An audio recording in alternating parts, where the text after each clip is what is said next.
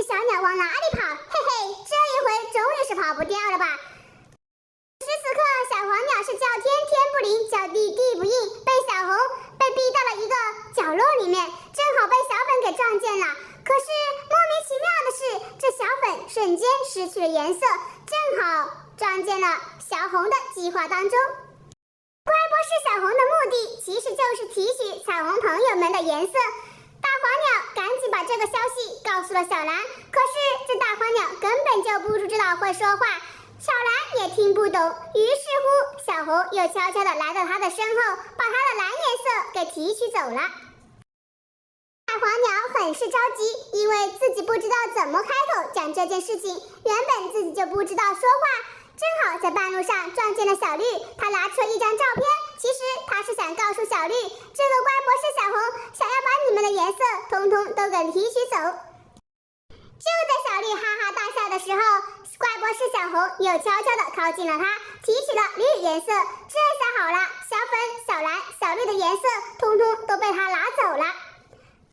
黄鸟想把这件事情告诉方块小黄，可是大家都误以为他是怪物。其实只有小紫才是一个明白人，他早已看穿怪博士小红的计划。原来小紫撞见了怪博士小红提取蜥蜴小橙子的颜色，这真的是太可恶了。他要做一个非常恐怖的实验，想把小蓝变成一个大怪物。可现在怪博士小红的实验马上就要成功了，就只剩下小紫一个颜色了。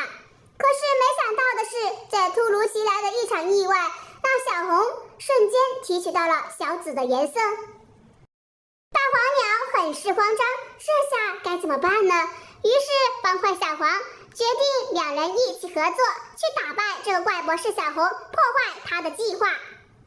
他赶到实验室的时候，发现为时已晚了，怪博士小红的计划已经成功了，这一场怪物出现了，这下该怎么办呢？可是这个怪物好像有点不太听话。怪博士小红气急败坏，对着这个大怪物说：“赶紧把他俩给我抓起来！”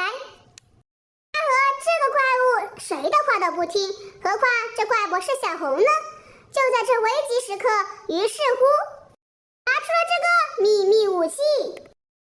这咋回事？难道这秘密武器失效了，没用了吗？天哪，怎么办？怎么办呀？在大家瑟瑟发抖的时候，没想到这秘密武器起到作用了，而彩虹朋友们也终于得救了。这怪博士小红的计划终于是被破坏了。大黄鸟虽然不会说话，可是却帮了彩虹朋友一个天大的忙，这一次还真的是多亏了他们俩。